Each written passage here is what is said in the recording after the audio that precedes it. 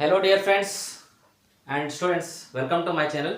So today I am going to continue with the electrolyte part of fluid and electrolyte balance.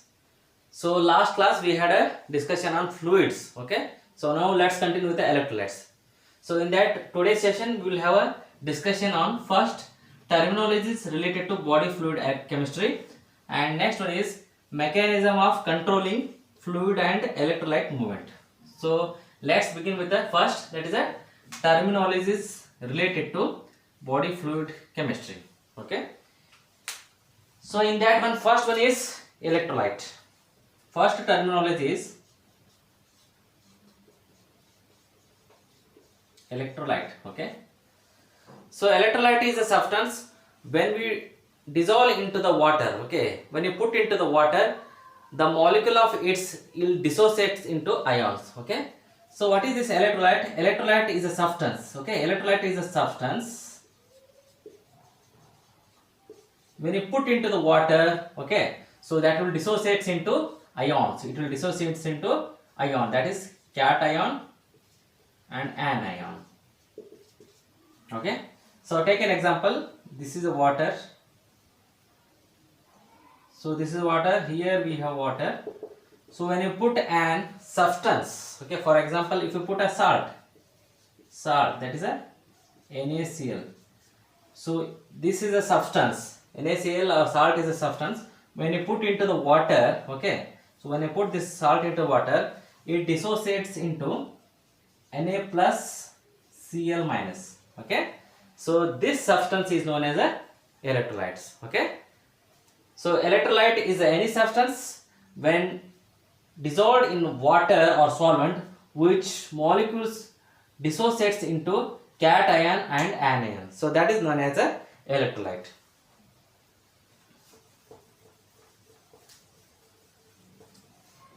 Second one is non-electrolyte.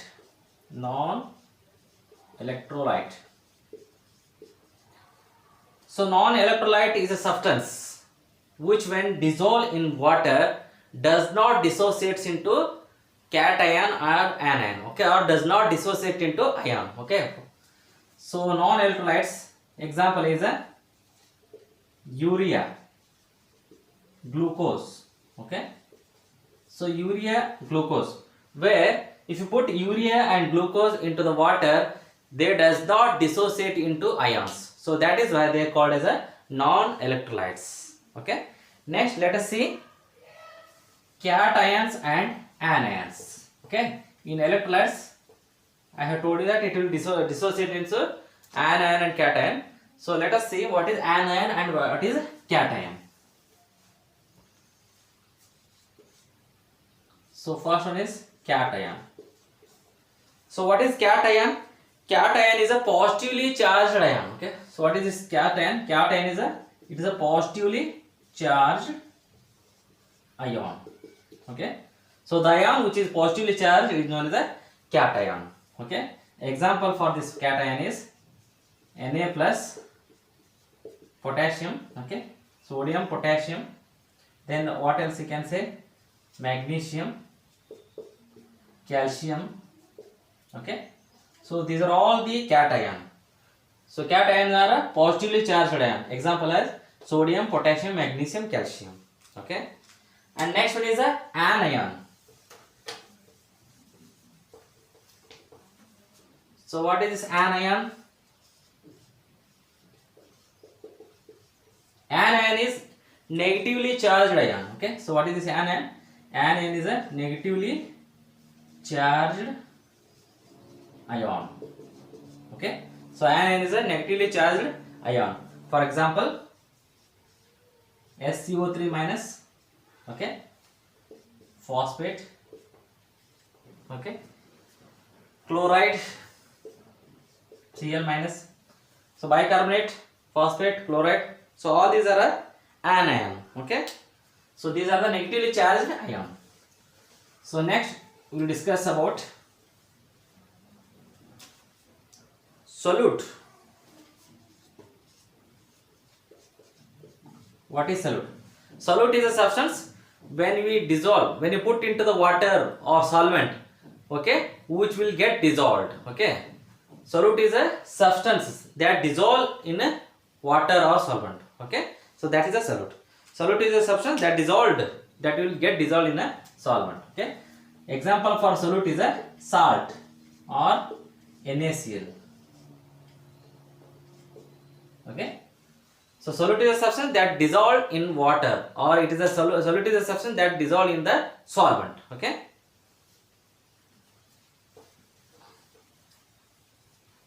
Next one is a solution. Solution is nothing but it is a homogeneous mixture of solute and solvent. Okay. So what is a solution? Solution is a homogeneous mixture of solute and solvent. So let us see what is a solvent.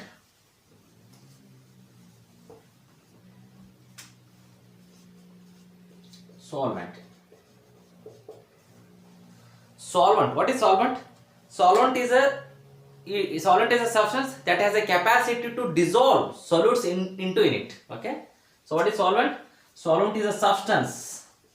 It is a substance that has a capacity to dissolve solutes into it. Okay. So solvent is a substance that has a capacity to dissolve solutes into it. Okay. Example of solvent is a water. Okay. So that is nothing but a solvent. Okay. So example I will tell you. If this is a glass of water, okay, it is a glass containing water. Okay. So this water, okay, it does not, now it is a plain water. Okay, which is the plain water is known as a solvent. So if you take a pinch of salt, okay, so this salt is a solute. Okay, salt is a solute. Okay, so salt is a solute and the solvent is a water is a solvent. So when we add salt in it and make a homogeneous mixture, okay, and stir it properly and make a mixture, so this become a solution. Okay, so this salt plus water, okay, that is nothing but salt is nothing but a solute plus solvent. So this becomes solution. It is called as a solution. So homogeneous mixture of a salt and water or a solute and solvent. So that is nothing but a solution. So this is example of those terminologies. So next we will discuss about the osmolality.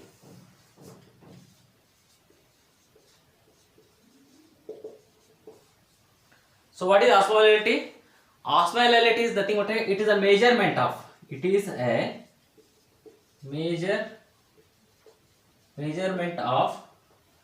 total concentration of solutes per kilogram of solvent. So that is nothing but a osmolality. Okay. So osmolality is nothing but it is a measurement of total concentration. It is a measurement of total concentration of solutes per kilogram of solvent. Okay. It is nothing but how much concentration of solute present in each kilogram of solvent. Okay. So that is nothing but a osmolality. Okay.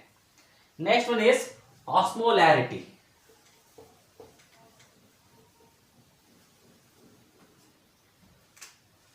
Next one is osmolarity. So what I discussed last terminology, that is osmolality. This is the osmolarity. Okay. So what is osmolarity? It is a measurement of total solute concentration per liter per liter of solvent. So this is the difference between osmolarity and osmolality. So what is this osmolarity? It is a measurement of total concentration, total solute concentration per liter of a solvent. Okay. So it is a total concentration of solute present in each liter of solvent. So that is nothing but a osmolarity. Okay. So these terminologies are very important for examination point of view. You should know the meaning of each of these terminologies. Okay. And now these are all the terminology. Okay, these are all the terminologies that are related to electrolytes. Okay, that comes under the fluid and electrolyte balance. So next we will see what is the mechanism of controlling the fluid and electrolyte movement. Okay. In that first one we will discuss about the diffusion.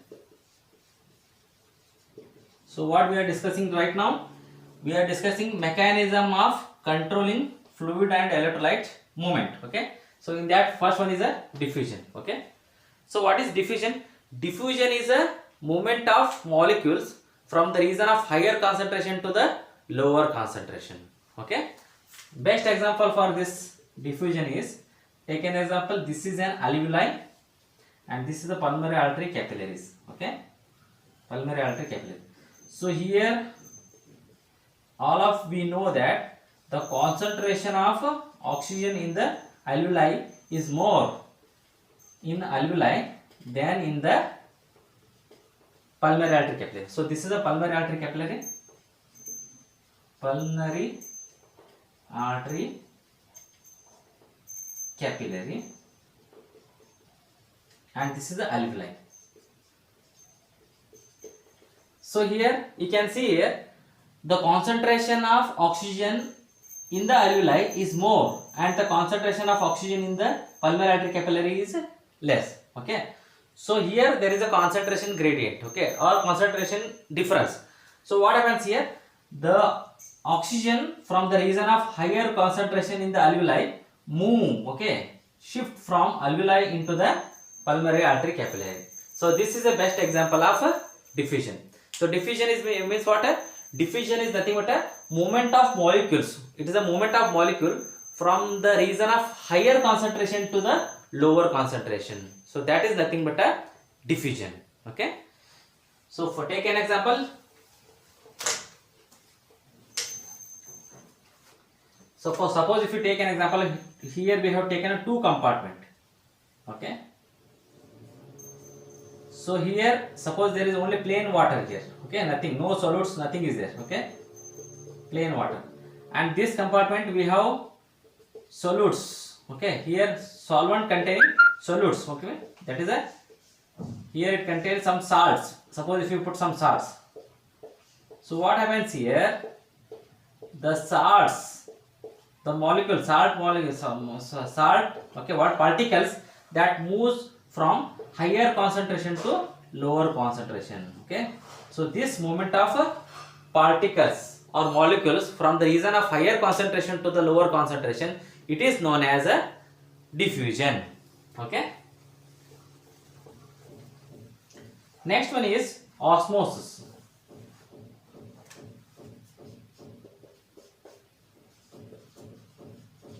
Osmosis. Okay. In this osmosis, here there is no movement of molecules. Okay, but here is a movement of water or solvent from the region of high solute concentration. Okay, from the region of low solute concentration to the high solute concentration. Okay, for example, if you take an example of this osmosis. Okay, so here what we do here, example I will show you. So take an example, this is a vessel. Okay, so here we have put the solution, that is water.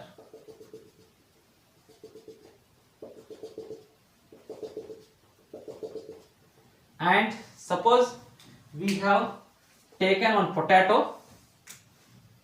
So this potato we have taken and cut it into the, we have made some space inside. Okay, so here we have added the sugar syrup. Okay, So this is a sugar syrup. Sugar syrup. And this is pure water, that is a solvent. Okay. So what happens here in the osmosis? Here there is no movement of the particle or molecules. Here there is a movement of solvent or water. So water will move from where to where? The water will move from the region of low solute concentration to the high solute concentration. Okay. So here in this water there is no solutes. Okay. There is a low concentration of solutes here, and this sugar syrup contains high concentration of a sugar or a glucose. Okay. So because of this, what happens here? This water molecule moves. Okay. Water molecule moves from low concentration, low solute concentration to the high solute concentration into the potato through this membrane called a semi-permeable membrane. Okay. So because of this movement of solvent from the region of low solute concentration to the high solute concentration, what happens here? The sugar syrup level will keep on increasing. Okay. So its level will increase. Okay. And it will become sugar syrup will become gradually dilute. Okay. It is because of a movement of solvent or water from low solute concentration to the high solute concentration. So because of this, there is the level of sugar syrup will keep on increase. So this happens through this membrane. Okay. So this potato layer, it acts as a semi-permeable membrane. Semi-permeable membrane. So this is nothing but osmosis. So what is osmosis? Osmosis is a movement of solvent or water from the region of low solute concentration to the high solute concentration through semi-permeable membrane. So this is a second one.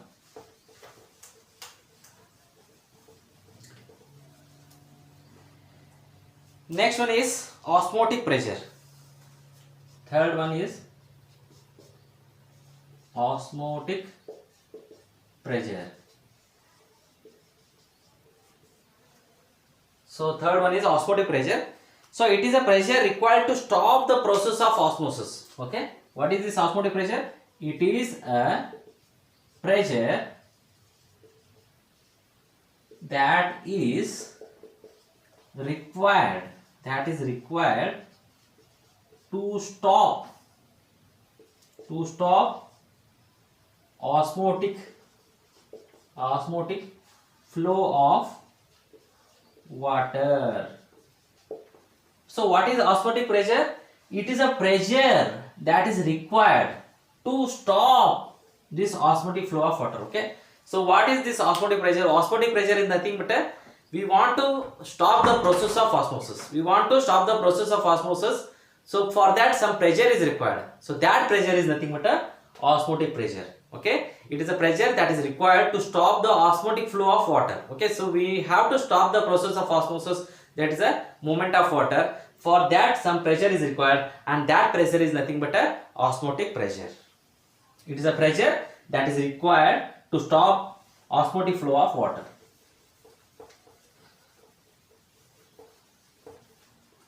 So next we will discuss about the oncotic pressure. Oncotic pressure.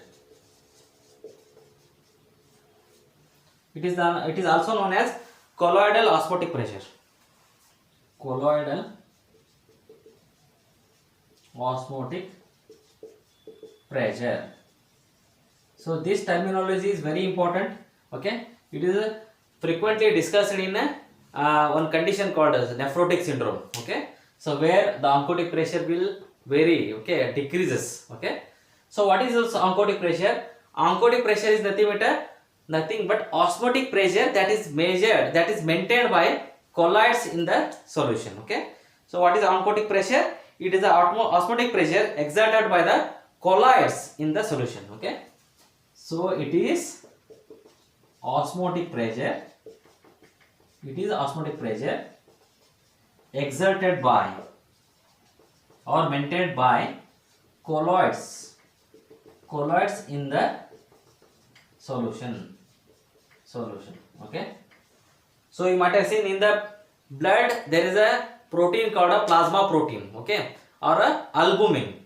So this albumin is a colloid. Okay. So that albumin which maintains this osmotic pressure, So that is known as a oncotic pressure. So what is oncotic pressure? Oncotic pressure is nothing but it is a osmotic pressure that is exerted or maintained by the colloidal particles in the solution. So that's all. Okay. For example, I will tell you. Example is albumin. So blood albumin is the best example of this oncotic pressure.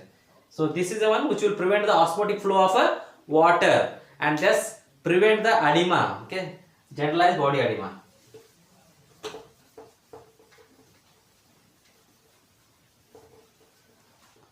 Next one is hydrostatic pressure.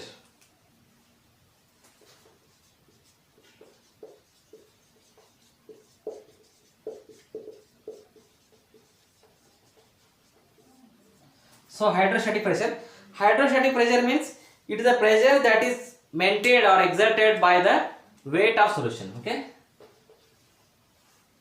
it is a pressure that is exerted or maintained by weight of solution. So it is a weight of solution that exerts certain sort of pressure. Okay, so that pressure is known as a hydrostatic pressure. The example for hydrostatic pressure is a blood pressure. Okay, so the volume of the blood, okay, the blood or the plasma or the blood which will exert pressure on the wall of blood vessels. So that exertion of pressure on the wall of blood vessels which is exerted by the weight of solution, it is known as a hydrostatic pressure. Okay, so it is a pressure that is exerted by weight of solution. So that is known as a hydrostatic pressure. Okay, so this hydrostatic pressure is a more in the capillaries than in the veins. Okay, so this is all about the mechanism of controlling a fluid and electrolyte movements. So this is all about today's topic. So next class I will discuss about the tonicity of the IV fluids. Okay, so thank you for watching my channel. So if you like this video, please press the like button and share to your friends. Thank you all.